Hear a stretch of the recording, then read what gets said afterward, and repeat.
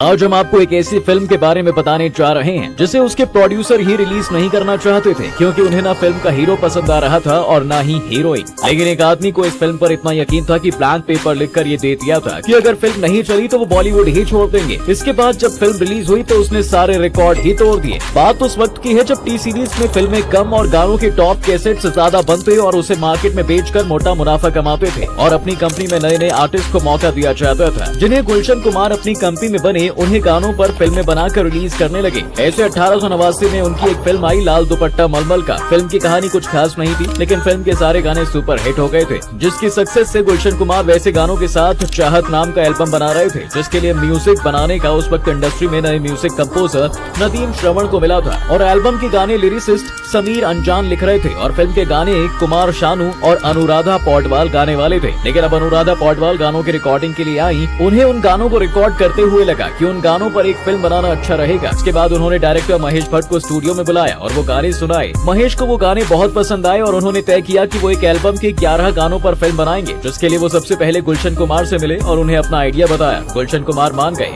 लेकिन उन्होंने महेश के सामने ये शर्त रखी थी कि वो ऐसी कहानी लिखें कि वो गाने कहीं से भी खराब ना लगे। महेश मान गए और उन्होंने उन्हीं गानों के हिसाब से फिल्म की पूरी कहानी लिखी और फिल्म का नाम रखा आशिकी।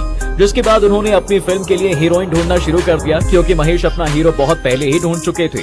दरअसल महेश जब फिल्म की कहानी लिख रहे थे तब वो एक दिन अपने दोस्त और मैगजीन राइटर इंदिरा रॉय से मिलने गए जहां उन्होंने इंदिरा से बात करते हुए दीवार पर लगे एक लड़के की फोटो देखकर पूछा कि ये लड़का कौन है। तब इंदिरा ने कहा कि वो उनका ही बेटा है। इसके बाद महेश ने इंदिरा से पूछा कि वो करता क्या है। तब उन्होंने कहा कि उनका बेटा मॉडलिंग करता है। जिसके बाद महेश ने वही तय कर लिया था कि वो राहुल रॉय नाम के उस लड़के को अपनी फिल्म में लॉन्च करके ही रहेंगे। वहीं महेश को अपनी फिल्म की हीरोइन अनु अग्रवाल दूरदर्शन के शो के बहाने से मिली जो मुंबई में मॉडलिंग कर रही थी और एक्टिंग करने का जरा सा भी उन्हें शौक नहीं था। लेकिन महेश ने किसी तरह अनु को मनाया और अपनी फिल्म में काम करने के लिए राजी कर लिया। जिसके बाद फिल्म की शूटिंग शुरू होती है और कुछ ही महीनों में फिल्म बनकर तैयार हो गई। जिसके बाद फिल्म के प्रोड्यूसर गुलशन कुमार ने वो फिल्म इंडस्ट्री के कुछ लोगों को दिखाई लेकिन लोगों ने फिल्म को ये कहते हुए रिजेक्ट कर दिया कि फिल्म गाने किसी बॉलीवुड फिल्म की तरह नहीं बल्कि एल्बम के गाने लग रहे हैं और ना फिल्म के हीरो हीरोइन किसी भी एंगल से अच्छे लग रहे हैं। इतना ही नहीं खुद गुलशन कुमार को फिल्म के हीरो हीरोइन पसंद नहीं थे और वो फिल्म को फिर से नए एक्टर के साथ शूट करवाना चाहते थे।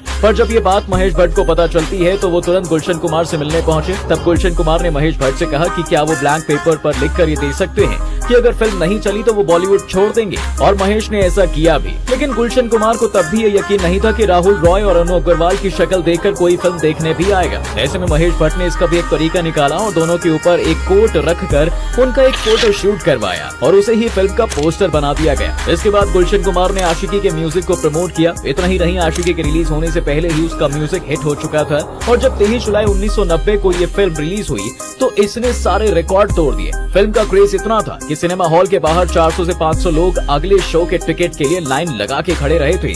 यहाँ तक कि उस दौर में जहाँ फिल्मों के टिकट 40 से 50 रुपए ही होते थे, ऐसे वक्त में आशिकी के टिकट ब्लैक में 1500 रुपए तक के बिके थे और लोगों ने फिल्म के गानों के साथ साथ उस हीरो हीरोइन को दिल खोलकर एक्सेप्ट भी किया और फिल्म के रिलीज होने के 34 साल बाद भी उन्हें आशिकी के हीरो हीरोइन के तौर पर ही जाना जाता है। आशिकी कितनी बड़ी हिट थी इसे आप ऐसे समझ सकते हैं कि राहुल रॉय ने फिल्म के रिलीज के 11 दिन के अंदर ही 47 फिल्में साइन कर ली थी। वहीं फिल्म की हीरोइन अनु अग्रवाल का अपने अपार्टमेंट से निकलना मुश्किल हो गया था।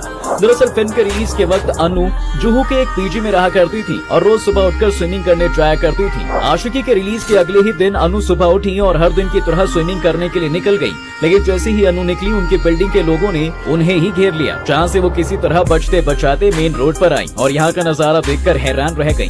सड़क के दोनों तरफ लड़कों की भीड़ इकट्ठा थी और यहाँ का नजारा देखकर जिन्होंने आई लव यू अनु लिख लिख कर दीवारों को भी रंग दिया था। जैसे फिल्म के गाने धीरे धीरे से मेरी जिंदगी में आना में राहुल के कैरेक्टर ने किया था, अनु को कुछ समझ नहीं आया और उन्होंने एक रिक्शा रोका और उसमें बैठ गई और रिक्शा ड्राइवर सड़क को कम अनु को ज्यादा देख रहा था। जिस पर अनु ने उसे रोका और कहा कि वो सड़क पर ध्यान दे।